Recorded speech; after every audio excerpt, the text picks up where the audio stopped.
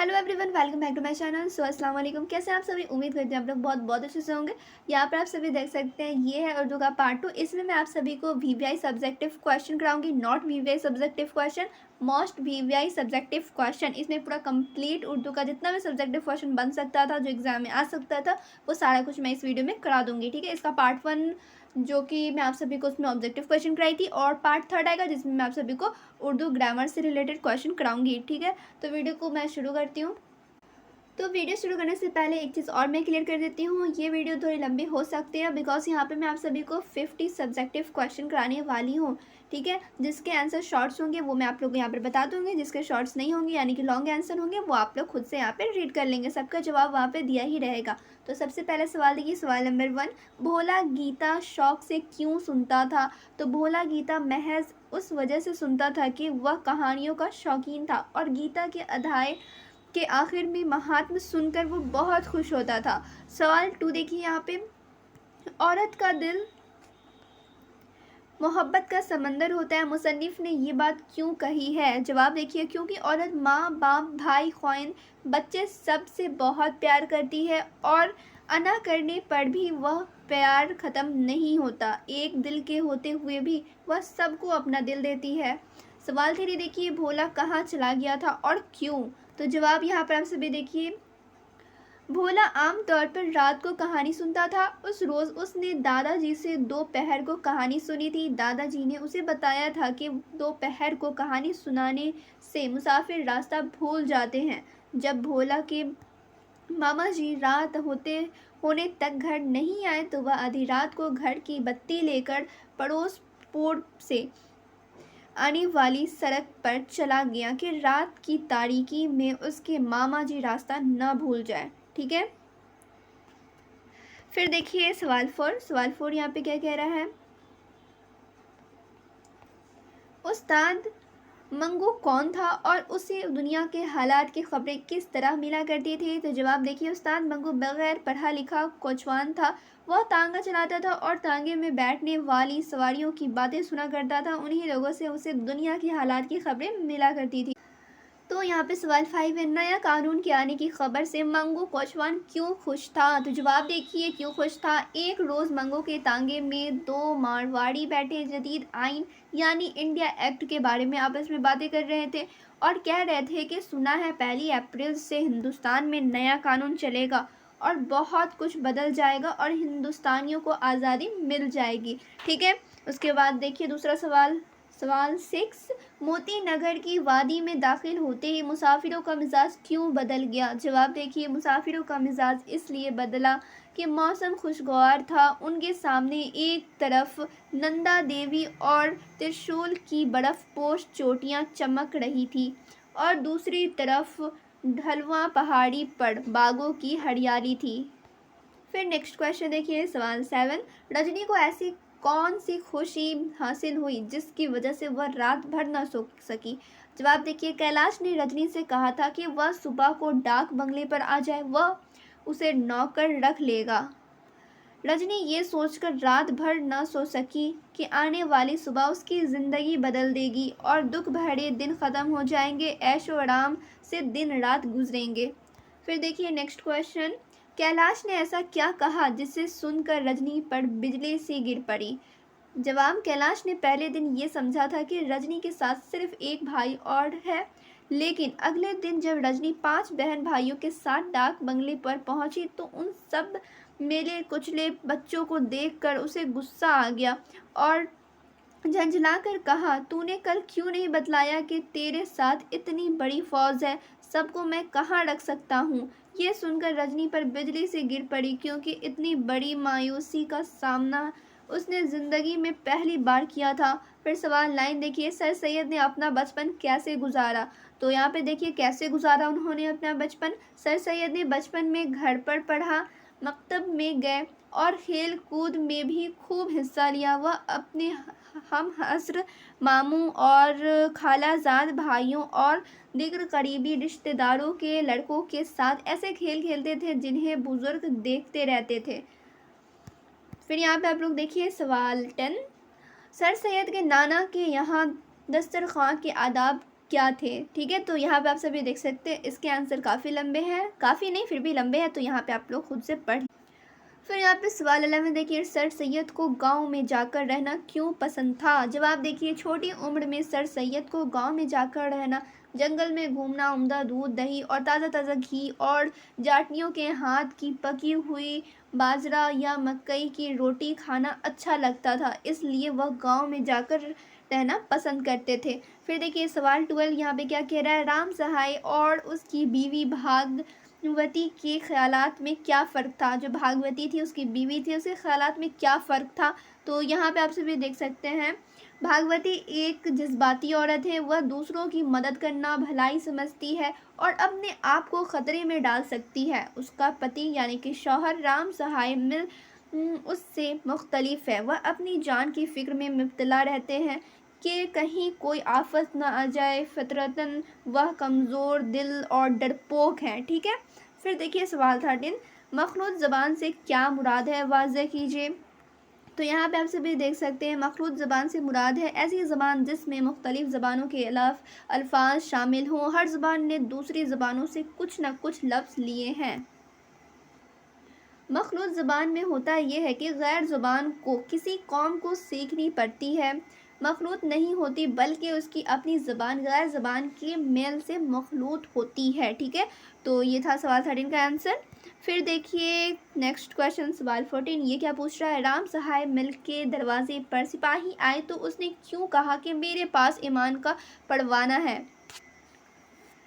ठीक है, तो यहाँ पे आप लोग पढ़िए क्यों कहा। फिर सवाल 15 देखिए, इंसान पर बेनिस्बत नेकी के बदी का असर जल्द पड़ता है, वाज़ेह कीजिए। ठीक है, तो यहाँ पे आप लोग जवाब पढ़ के वाज़ेह कर लेंगे। फिर देखिए नेक्स्ट क्वेश्चन किस तरीके से पूछा गया है और क्या पूछा गया है। सवाल 16, गांधी जी का इतराफ़नामा पढ़कर उनके वालिद पर क्या असर हुआ। ये सारे क्वेश्चन जो आप लोग देख रहे होंगे सब्जेक्टिव में, ये सारे क्वेश्चन मैं आप सभी को ऑब्जेक्टिव में भी कराई थी। ठीक है, तो ये हर एक चैप्टर से लिया गया है सब्जेक्टिव क्वेश्चन, और ऑब्जेक्टिव क्वेश्चन भी हर एक चैप्टर से मैं करा चुकी हूँ। ठीक है, उसका लिंक डिस्क्रिप्शन में मैं दे दूँगी उर्दू के पार्ट 1 का। आप लोग ये वीडियो देखने के बाद वो वीडियो ज़रूर वॉच करें, क्योंकि फ़ौक़ानिया में भी ऑब्जेक्टिव क्वेश्चन आते हैं। सवाल 17 देखिए, इस्लाम में औरतों को क्या हकूक़ और इख्तियार दिए गए हैं। ठीक है, तो इसका जवाब यहाँ पर आप सभी देख सकते हैं और यहाँ पे आप सभी पढ़ भी सकते हैं। फिर देखिए सवाल 18, मर्दों को औरतों के साथ किस तरह सलूक करना चाहिए।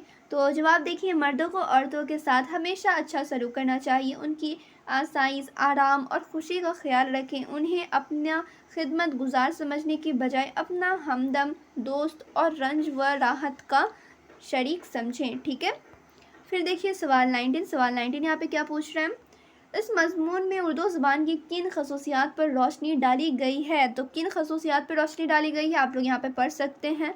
फिर देखिए दूसरा सवाल यानी कि सवाल नंबर 20, सवाल 20 क्या कह रहा है, चकबस के कलाम की सबसे बड़ी खसूसियात क्या है। तो यहाँ पे आप सभी देखिए क्या खसूसियात है, यहाँ पे आप लोग पढ़िए। ठीक है, फिर देखिए दूसरा क्वेश्चन क्या यहाँ पे पूछ रहा है, मसद्दस किसे कहते हैं। ठीक है, तो यहाँ पे किसे कहते हैं आप लोग पढ़िए समझिए, और यहाँ पे देख सकते हैं इसका मसला यानी कि यहाँ पे देख सकते हैं एग्जाम्पल के तौर पे दिया हुआ है और आंसर भी काफ़ी लंबे दिए हुए हैं। फिर देखिए तवील सवालात में जवाब, जो ऊपर आप लोग देखिए वो सब थे छोटे क्वेश्चन आंसर। ठीक है, और ये आप सभी के लॉन्ग क्वेश्चन आंसर, जैसा कि यहाँ पे लिखा हुआ है तवील सवालात में जवाब, लॉन्ग टाइप क्वेश्चन है। ठीक है, तो यहाँ पे ऊपर आप सभी देख सकते हैं टोटल 21 राइट 21 क्वेश्चन आप लोग को शॉर्ट टाइप को देखने को मिले, और जो जितने क्वेश्चन बचे हैं उसमें आप सभी को लॉन्ग टाइप क्वेश्चन देखने को मिलेंगे। ठीक है, तो यहाँ पे आप लोग देखिए सबसे पहला सवाल, सवाल नंबर 1, शाद अज़ीम आबादी के हालात ज़िंदगी पर एक मुख्तसर नोट लिखिए। ठीक है, इस तरीके का सवाल पूछा जाता है। ठीक है, तो ये आप लोग का समझिए इंपॉर्टेंट क्वेश्चन है। क्लियर, तो यहाँ पे आप लोग नोट देख सकते हैं, नीचे दिया हुआ है, पढ़ लीजिए समझ लीजिए। सवाल 2 देखिए, राजेंद्र सिंह बेदी के हालात इख्तिसार के साथ कलमबंद कीजिए। ठीक है, तो यहाँ पे आप सभी देख सकते हैं जितने भी आप लोग को देखने को मिल रहे हैं ये सारे नाम आप लोग देख सकते हैं, ये सब मुसन्निफ़ के नाम है, उनके बारे में भी पूछता है एग्ज़ाम में, तो ये सब के बारे में आप लोग को पता ही होना चाहिए। तो यहाँ पे आप लोग देखिए इसका आंसर काफ़ी लंबा है, लेकिन इतना आपको लिखने की ज़रूरत नहीं है, 5, 6, 7 लाइन याद कर लीजिएगा बहुत है। फिर यहाँ पे देखिए दूसरा सवाल क्या पूछ रहा है, सादत हसन मंटू के हालात ज़िंदगी के बारे में इख्तिसार के साथ लिखें। ठीक है, तो यहाँ पे जितने भी आप लोग को नोट लिखने के लिए कह रहा है या फिर उनके बारे में या फिर उनके ज़िंदगी के बारे में, सारा सब मुसन्निफ़ी के बारे में है, मुसन्निफ़ी का नाम है। जैसे यहाँ पे सादत हसन मंटू, फिर ऊपर था राजेंद्र सिंह बेदी, फिर उसके ऊपर था सादा ज़ीमाबादी। इसी तरीके का आप लोग देख सकते हैं और भी नाम देखने को नीचे मिलेगा। ये देखिए अल्ताफ़ हुसैन हाली की ज़िंदगी के बारे में लिखें। तो ये सब मुसन्निफ़ी का नाम है, उनके बारे में ज़रूर जान लीजिए। इतना ज़रूर जान लीजिए कि एग्ज़ाम में पूछ दे तो लिख दें। ठीक है, अल्ताफ़ हुसैन हाली का पूरा नाम किसी किसी का होता है, दूसरा भी नाम होता है, वो क्या है, कब पैदा हुए, कब मरे, कुछ अच्छा उन्होंने किया ज़िंदगी में तो क्या किया, वो सब बस इतना जान लीजिए, बस इतना इनफ है। उसके बाद देखिए सवाल 5, वो भी इसी तरीके का क्वेश्चन है। ठीक है, तो यहाँ पे सिर्फ पूछ रहा है सर सैयद अहमद ख़ान के हालात ज़िंदगी के बारे में अपनी वाक़फ़ियत का इज़हार कीजिए। ठीक है, तो इनके बारे में आप लोगों को लिखना है। सर सैयद अहमद ख़ान कहाँ पैदा हुए, कब मरे, क्या अच्छा किए, ये सारा कुछ आप लोग लिख देंगे। क्लियर। फिर देखिए सवाल 6, तो यहाँ पे आप लोग देख रहे हैं जितने भी सवाल हैं सारे के सारे उसी तरीके के हैं। जैसे मोहम्मद इकबाल से मुतालिक अपनी वाक़फ़ियत का इज़हार कीजिए। 5-6 सवाल देखने को मिला आप लोगों को, 5 और 6 सवाल सेम था, बस नाम अलग था, सिर्फ मुसन्निफ़ का नाम अलग था। जैसे ऊपर में यहाँ पे देखिए मोहम्मद इकबाल के बारे में, ऊपर में साद के बारे में, मतलब इसी तरीके से सिर्फ मुसन्निफ़ का नाम दे दिया गया, उनकी ज़िंदगी के बारे में लिखना है। तो ये सब देख रहे हैं जितने क्वेश्चन हैं, ये सब में से कोई ना कोई एग्ज़ाम में आएगा ही, और ये आएगा तो समझ लीजिए आपको 8 से 10 मार्क्स दे ही कर जाएगा। तो ये सब आप लोग ज़रूर याद कीजिए। ठीक है, अब यहाँ पे आप लोग देखिए इक़्तिबासात। ठीक है, यहाँ पे क्या लिखा हुआ है, दर्ज ज़िल इबारत को गौर से पढ़िए और उससे मुतालिक सवालों के जवाब लिखिए। तो ये किस तरीके का क्वेश्चन है मैं आप सभी को बताती हूँ। यहाँ पे आप सभी देख सकते हैं पैराग्राफ दिया रहेगा, आप इस तरीके से समझिए कॉम्प्रिहेंसन की तरह। ठीक है, कॉम्प्रिहेंसन जैसे आप लोग का एग्जाम होता है इंग्लिश का, कॉम्प्रिहेंसन रहता है दिया हुआ, उसमें से सवाल पूछा रहता है, क्वेश्चन आंसर होते हैं, उसमें से कभी कभी मैसेज फ्लोइंग भी दे देता है। ठीक है, तो वहाँ पे आप लोग का इसी में से सवाल बनता है। ठीक है, यहाँ पे आप लोग पैराग्राफ देख रहे हो ना, यहाँ से लेके यहाँ तक जो दिया हुआ है इसी के बीच से सवाल बनते हैं। ठीक है, जैसे यहाँ पे आप लोग देखिए यहाँ तक आप लोगों का पैराग्राफ कंप्लीट हो गया, इसे पढ़ना है, उसके बाद इसी से मुतालिक सवाल पूछे जाएंगे नीचे। जैसे देखिए यहाँ पे सवाल 1, ये इबारत किस सबक से ली गई है और उसके मुसन्निफ़ कौन है। ठीक है, तो जब आप लोग ऊपर का पढ़ेंगे ना तो आप लोग को समझ में आएगा इस किस चैप्टर से ली गई है। ठीक है, तो आप लोग पढ़ेंगे तो मालूम चलेगा कि हाँ ये तो उस चैप्टर का है, तो वहाँ पे आप लोग लिख देंगे इस चैप्टर से ली गई है। उसके मुसन्निफ़ का नाम क्या है वो भी मैं आप लोगों को बताई भी हूँ कि आप लोग मुसन्निफ़ का नाम ज़रूर याद करें, हर एक चैप्टर का नाम और उसका मुसन्निफ़ का नाम ज़रूर याद करें। क्लियर। फिर यहाँ पे देखिए उसी से रिलेटेड कुछ क्वेश्चन दिए हुए हैं, सारा आप लोग ऊपर का तो फर्स्ट क्वेश्चन तो आप लोग का सब में सेम ही रहेगा। ठीक है, मतलब ये पैराग्राफ जो भी रहे जिस भी चैप्टर से लिया जाए तो यहाँ पे ये सवाल सेम रहेगा, बस जो चैप्टर से लिया रहेगा वो आप लोग नाम लिखेंगे, चैप्टर का मुसन्निफ़ का नाम लिखेंगे। उसके बाद जितना भी क्वेश्चन देखने को मिलेगा ना सब इसी से रिलेटेड होगा, आप लोग ऊपर पढ़ोगे, खोजोगे, लिख दोगे, सिंपल। ठीक है, फिर यहाँ पे देखिए 2-3 क्वेश्चन में प्रैक्टिस करने के लिए दे दी हूँ, इसी तरह क्वेश्चन रहेगा, आप लोग पढ़ेंगे, उससे सवाल लिखेंगे, फिर आंसर लिखेंगे। क्लियर। फिर यहाँ पे आप लोग देखिए तशरीहात अशार। ठीक है, तो यहाँ पे आप सभी देख सकते हैं शेड दिया हुआ है, उसका आप लोग को तशरीह करना है। तो यहाँ पे आप लोग देख सकते हैं ये शेड किसका है। ठीक है, तो ये आप लोग को सबसे पहले लिखना है। जैसे यहाँ पे लिखा हुआ है मोहम्मद रफ़ी का शेड है ये, तो यहाँ पे आप लोग को सारा खुलासा करना है, यानी कि तशरीह करना है शेड का। फिर यहाँ पे देखिए और भी शेड दिए हुए हैं, उसका भी तशरीह करना है। ठीक है, इसी तरीके से 4-5 शेड यहाँ पे दिया हुआ है, उसका तशरीह भी दिया हुआ है। तो ये था कुछ क्वेश्चन। ठीक है, कुछ नहीं, टोटल 50 क्वेश्चन थे, सारे इंपॉर्टेंट क्वेश्चन हैं, हर एक क्वेश्चन आप लोग कर लेंगे तो एग्ज़ाम में अच्छा स्कोर इंशाल्लाह कर ही लेंगे। ठीक है, वीडियो अच्छी लगी हो तो लाइक कीजिए, शेयर भी कीजिएगा। ठीक है, और इसका पार्ट 3 आएगा, जल्दी आएगा। और फाइनली आप सभी का 9 सब्जेक्ट कंप्लीट हो गया फ़ुक़ानिया का, एक सब्जेक्ट और बचा है वो भी मैं ख़त्म कर दूँगी। तो फिर मिलती हूँ दूसरे वीडियो में।